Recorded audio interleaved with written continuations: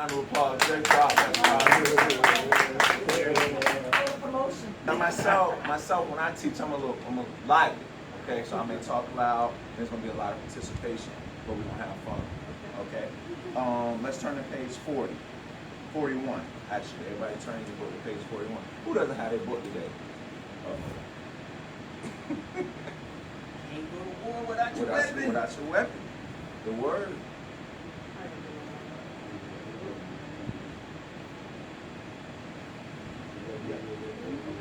Okay. The title of chapter 4 is Little by Little. Little by little. Okay? Each one of us using one word. Okay? This is key. We're just going to use one word. When we hear little by little, what comes to mind? When you hear little by little, what comes to mind? How many words can we use? One word. Go for it, sister. One word. Little by little. Little by little. Small. Little by little. Fame. Little by little. Steph. One more time. Okay. Little by little. Good. Little by little. Little by little. Minute. What we did is, first we had to think little by little, and then we had to break it down to one word. Okay? So throughout the book, what they talk about is thinking about your thinking. In school, with my students, we call it metacognition. Everybody say metacognition. Metacognition. You got to think about your thinking. Okay? When Pastor Minister Robin tell you turn that channel, before you react, you got to think about it. Okay? When my wife tell me go wash the dishes, I got to think about it. You see what I'm saying? You have to think about your thinking. You have to think about your thinking. And that's a lot of what Joyce Meyer is talking about in this book. Okay? Each one of us, when we start reading, we're just going to read one paragraph. If you want to read more than one paragraph, feel free to. Okay? When I think about little by little, some words that come to mind is composure. All right, everybody agree? Composure. Restraint. Right? Tolerance. Serenity.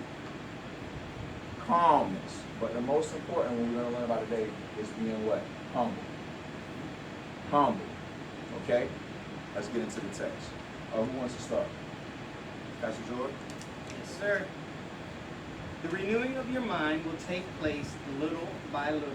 So don't be discouraged if progress seems slow.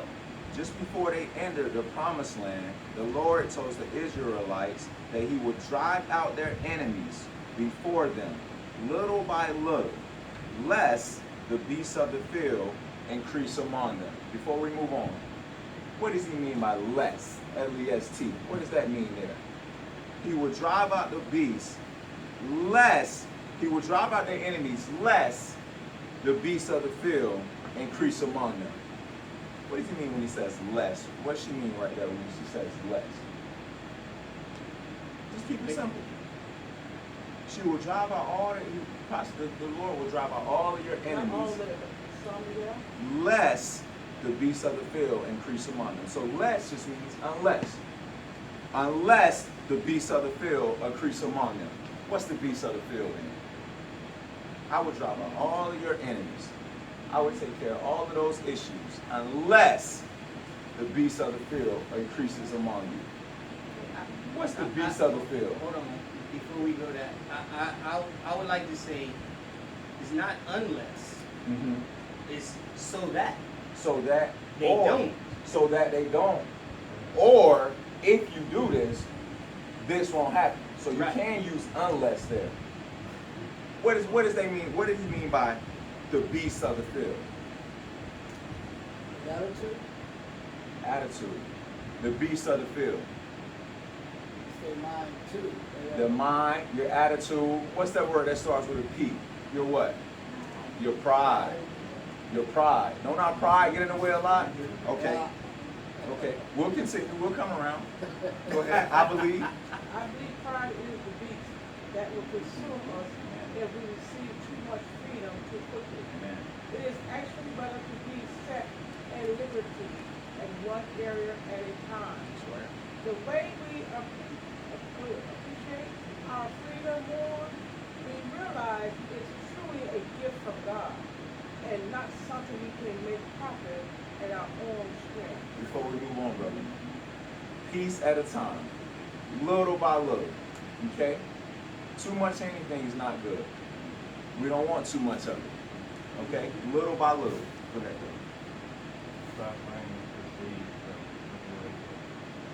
And after you have suffered a little while, the God of all grace, who imparts all blessings and favor, who has called you to this own eternal glory in Christ Jesus, will himself complete and make you what is promised, establish and grow you securely, ground you securely, and strengthen you and strengthen yourself. When we were at the youth conference, she gave us a scenario where we used to play with the Play-Doh. And then we'll take the shapes and we'll mold it to what we wanted to be, a star, a circle, or what have you.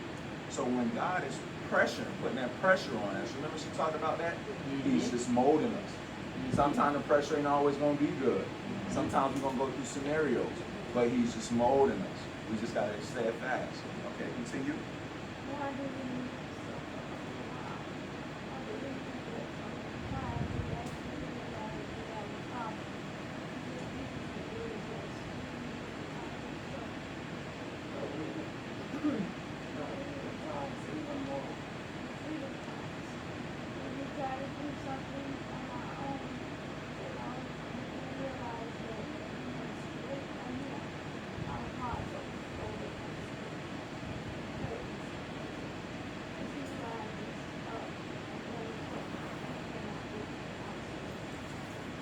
Okay. Therefore, there is now no condemnation for those who are in Christ Jesus, who live and walk not after the dictates of the flesh, but after the dictates of the Spirit. That's very important. We learned about that a few weeks ago. We're not going to walk by the dictates of the flesh. That's what we just got through talking about. The TV shows, the clubs, the commercials. Okay?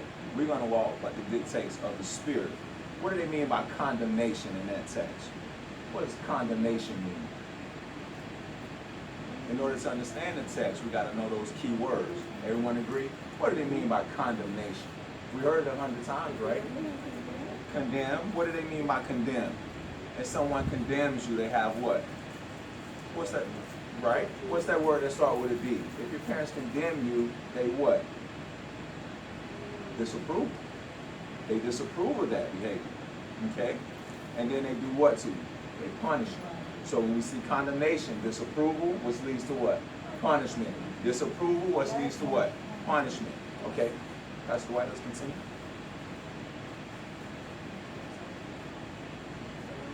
Don't receive. Don't receive condemnation when you have set from bad ways. Let's get back up and dust yourself off. And start again. That's I'm sorry. When the baby is learning to walk, we fall many times That's right. before he enjoys Confidence. and walking. However, one thing in the baby phase is the fact that even though he may cry after he has fallen, he always gets right back up and tries to. Pastor White, hold that thought. Hold that thought. Everybody put a star by that. That baby scenario. Okay? That's key. We're gonna get back to that. The babies. Okay, Pastor White, sorry to interrupt. Go for it. Go for it. Go ahead and finish your thought. What were you gonna say? I used to, my kids used to walk, I used to put Joe around. Right. Just in case they do what? Fall up. When they fall. They Right. be around the table. Right. But they fall up. Right. And they don't feel the pain of falling. Right. So you gotta, don't put the good there, let them feel the pain. I would equate that with when we go out into the streets We don't and get that. witness and we preach the gospel to people and get saved. We tell them, okay, when you have those thoughts and like when this thing comes to you until you're not saved, make sure you don't run from God, make sure you run to God. Right. So run into His arms, run into that soft place, you Right. fall into God. Right. Right. And Go for it. that's the difference between conviction of the Holy Spirit and condemnation of man. Because Say that again? The difference between conviction of the Holy Spirit and condemnation of man is the Holy Spirit is saying, hey, George, God is giving you a better way of handling this. Man says, oh, you messed up. And you ain't never going to get better. Right. Suck it up, suck it up. Right. You did it again. Right. But Holy Spirit is bringing truth to Right. say, and that's why I say we're convicted unto righteousness. So we're taught that our Holy Spirit is teaching us, hey, that thought is incorrect, but this is the thought that God has for you. That's why the text say, walk not after the dictates of the flesh, Right. but after the dictates of the spirit. And then she went all the way back and compared it to a little what? Baby. Yes. She saw she did that? Okay, that's gonna come full circle in a minute in the text here. She went all the way back and compared it to a little baby. Now, if a baby can do it, we can do it. That makes sense? Okay, go ahead. The devil will try his hardest to stop you in this area of renewing the mind. He knows that his control over you is finished once you have learned to choose right thoughts and reject wrong ones. He will attempt to stop you through discouragement and condemnation. When condemnation comes, use your word weapon. Quote Romans 8:1. Remind Satan and yourself that you do not walk after the flesh, but after the Spirit. Walking after the flesh is depending on yourself. Walking after the Spirit is depending on God. When you fail, which you will. Let's all read that together. When you fail, which you will. Okay, I'll continue. That doesn't mean that you are a failure. It simply means that you don't do everything right. We all have to accept the fact that along with strengths, we also have weaknesses. Just let Christ be strong in your weaknesses. Let him be your strength on your weak days. Okay? When you fail, what? Which you will. And I'm going to equate a lot of things back to my students. That's the first thing we talk about the first 2 weeks of class. We talk about life lessons. Okay? We talk about choices. We talk about friends. And we talk about failure. When you fail, what? Which you will. So when we know that, that makes the recovery easier. You know what I mean? That makes us have more faith. Okay? All right, let's continue. Go ahead. And that's something that that I share with my students in teaching junior ROTC. I tell them, I'm going to put you in a leadership role. That's right. And you're going to fail. That's right. And you're going to come back to me, and we're going to talk about why you failed. I'm going to dust you off, pat you on the butt, and tell you go back out there again, and you're going to fail again. That's right. And why am I telling them that? Because that's something new to them.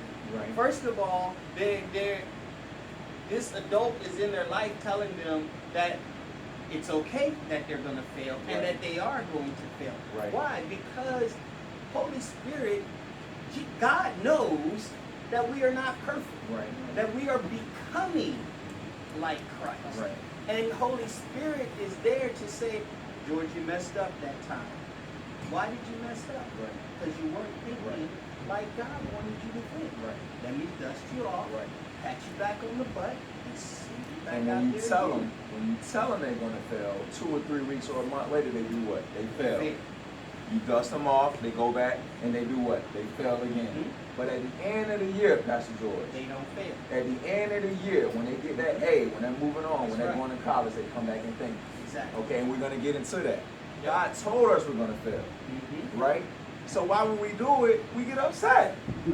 You know what I mean? We'll talk about that shortly. Okay, where are we? I don't. I repeat. I repeat. Oh, I repeat. Don't. Don't receive condemnation. Your totally victory will come. But if it will take time to come, it will come little by little. It'll come little by little. Go ahead and continue, bro. Don't get discouraged. Why are you cast down, O my sinner self? And why is you doing, O me, Jesus Christ? Continue, hope in God, hope in faith, take steadfast with us. For I shall yet praise him, my hope, my help, and my God. Amen. Let's continue.